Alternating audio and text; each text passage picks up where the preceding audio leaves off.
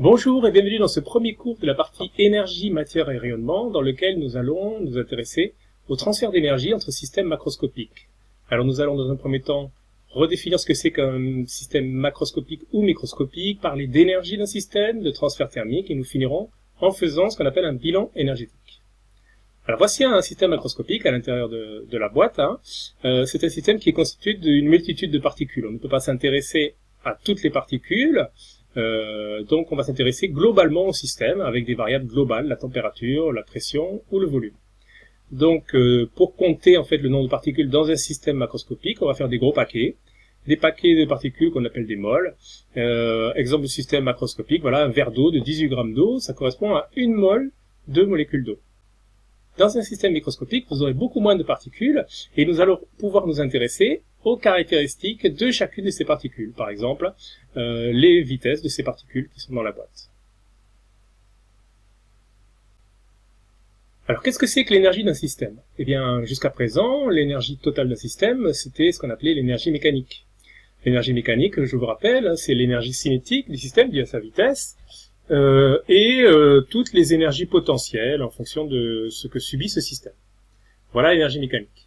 Mais tout ceci, ce sont des énergies macroscopiques. En fait, on étudie le système globalement. Alors, prenons le même système, mais un petit peu plus chaud. Le système du départ était à 300 Kelvin, prenons l'autre à 500 Kelvin. Ils sont dans les mêmes situations, à la même vitesse, même position, donc ils ont la même énergie mécanique. Mais on voit bien que si on touche le système à 500 Kelvin, on va se brûler alors que l'autre, on ne se brûlera pas. Donc le système à 500 Kelvin contient plus d'énergie. Donc en fait, dans mon équation ici, il me manque quelque chose. Il me manque ce qu'on va appeler l'énergie interne du système. Elle est due à quoi? Elle est due à ce qui se passe à l'intérieur du système. Dans le système chaud, en fait, les particules bougent plus vite que dans le système froid, parce qu'elles ont plus d'énergie. Donc, dans le système chaud, on aura une énergie interne plus importante. On va noter cette énergie interne U. Et donc, l'énergie totale du système, ça sera l'énergie mécanique plus l'énergie interne. L'énergie mécanique, c'est la somme de l'énergie cinétique et des énergies potentielles macroscopiques. Et l'énergie interne, ça va être la somme des énergies cinétiques et potentielles au niveau microscopique. Donc, toutes les interactions entre les particules. Alors, étudions un verre d'eau à 300 Kelvin. Il a une certaine énergie interne qu'on va noter U1. On va le chauffer un petit peu, lui donner un petit peu d'énergie, et il va passer à 350 Kelvin. Donc, il aura une énergie interne plus grande qu'on va noter U2. Que vaut cette variation d'énergie interne? Comment la calculer? En fait, dans ce cas présent, cette variation d'énergie interne va être proportionnelle à la variation de la température. Et le coefficient de proportionnalité s'appelle la capacité thermique. C'est la capacité qu'a le système à stocker de l'énergie. Alors, l'énergie interne, elle est en joules, comme toutes les énergies, et la température est en Kelvin, donc cette capacité thermique, elle sera en joules par Kelvin. Cette relation n'est valable que pour un système à volume constant, sans changement d'état, sinon c'est un petit peu plus compliqué. Essayons de faire le calcul pour 180 grammes d'eau. L'équation est ici, donc la capacité thermique de l'eau. Si je vais voir dans un livre la capacité thermique de l'eau, voilà ce que je vais trouver. Un petit c eau, pas un grand C. Le petit c, c'est ce qu'on appelle la capacité thermique massique, c'est-à-dire ramenée à 1 kg d'eau.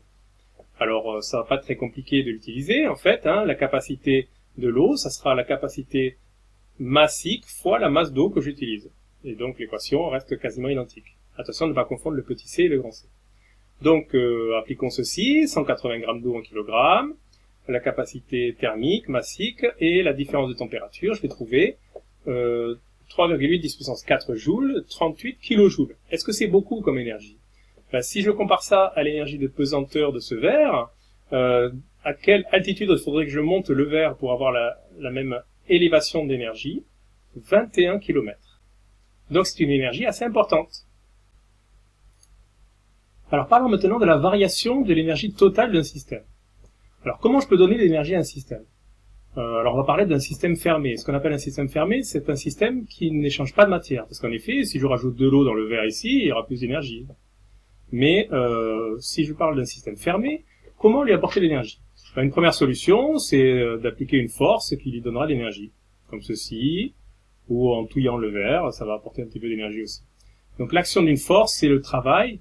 Et donc première solution pour apporter de l'énergie à un système exercer un travail par l'intermédiaire du travail d'une force. Deuxième solution, eh bien chauffer tout simplement.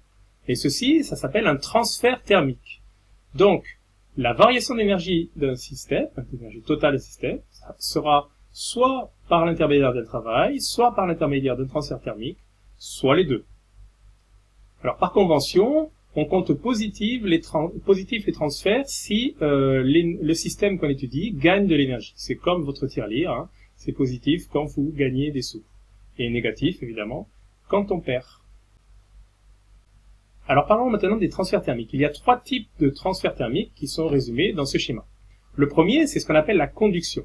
Qu'est-ce que c'est que la conduction? C'est par contact direct. La personne ici tient la barre qui est chauffée et donc risque de se brûler. La conduction est due au fait que, en fait, les atomes qui sont en contact vont s'entrechoquer et donc l'énergie va se répandre dans le milieu comme ceci. Deuxième façon, la radiation. Alors la radiation, c'est par l'intermédiaire d'une onde électromagnétique. Ici, la personne qui tend ses mains ici se chauffe au feu par l'intermédiaire des ondes électromagnétiques visibles ou infrarouges. C'est comme ceci qu'on prend des coups de soleil aussi. Dernier mode de transfert thermique, la convection. La personne qui met les mains au-dessus du feu risque de se brûler et elle aura beaucoup plus chaud que celle qui est ici parce qu'en fait, il y a un mouvement global de l'air au-dessus du feu. Donc la convection, c'est par l'intermédiaire d'un mouvement de matière. Par exemple, si vous chauffez dans une casserole au centre de la casserole, l'eau qui va être dans la casserole va monter au centre et descendre sur les côtés. On va avoir des mouvements dus à la convection. Et ceci fait que l'énergie va se répandre. Alors parlons maintenant de la vitesse du transfert thermique. Voici une pièce chauffée et un extérieur plus froid. Donc en fait, on va avoir un transfert thermique de l'intérieur vers l'extérieur, toujours du plus chaud vers le plus froid. Alors prenons un chronomètre et comptons combien d'énergie est transférée de l'intérieur vers l'extérieur. Le rapport entre la quantité d'énergie qui est transférée et le temps s'appelle le flux thermique. Alors la quantité d'énergie, c'est en joules, le temps est en secondes, donc ce flux thermique, il devrait être en joules par seconde, et ça c'est homogène à une puissance. Donc on va le mettre en watts. Donc voilà comment on va quantifier la vitesse de ce transfert thermique en parlant de flux thermique. Alors voyons maintenant de quoi peut dépendre ce flux thermique structurellement. Alors voici une paroi plane. Alors dans une paroi plane, voilà deux côtés qui ont des températures différentes, un côté chaud, un côté froid, le flux thermique qui va du chaud vers le froid. Dans une paroi plane, de quoi peut dépendre ce flux? Dans un premier temps, bien évidemment de la variation de température. Si la variation de température est grande, il y aura plus de transfert. En fait, c'est proportionnel dans ce cas-là.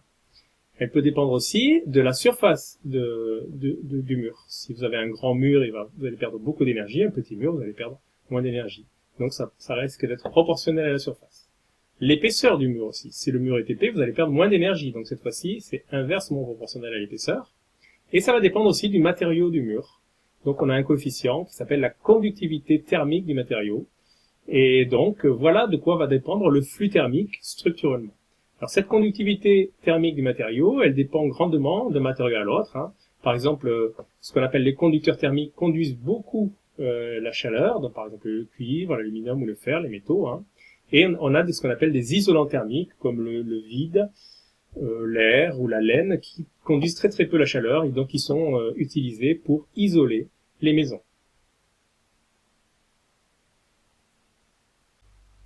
Cette équation du flux thermique à travers une paroi plane, vous la verrez comme ceci, ou comme ceci, en introduisant ce qu'on appelle la résistance thermique du mur, qui est donc l'épaisseur divisée par lambda s. Donc, voici la résistance thermique. Pourquoi c'est intéressant? C'est intéressant essentiellement quand on a des murs composés de différentes couches, parce que chaque couche aura une résistance thermique, comme ceci, et on va pouvoir calculer la résistance totale en additionnant les résistances thermiques de chacune des couches du mur. Terminons en parlant un petit peu des unités de tout ceci, une petite analyse dimensionnelle. Donc on a vu que le flux était en watts, la surface est en mètres carrés, la variation de température en Kelvin, l'épaisseur en mètres, et donc le lambda, la conductivité thermique, sera en watts par mètre et par Kelvin, alors que la résistance thermique, elle, sera en Kelvin par watt. Ceci en Kelvin, ceci en watt. On termine le cours en faisant ce qu'on appelle un bilan énergétique. On va faire le bilan énergétique du fluide qui sert à refroidir un frigo.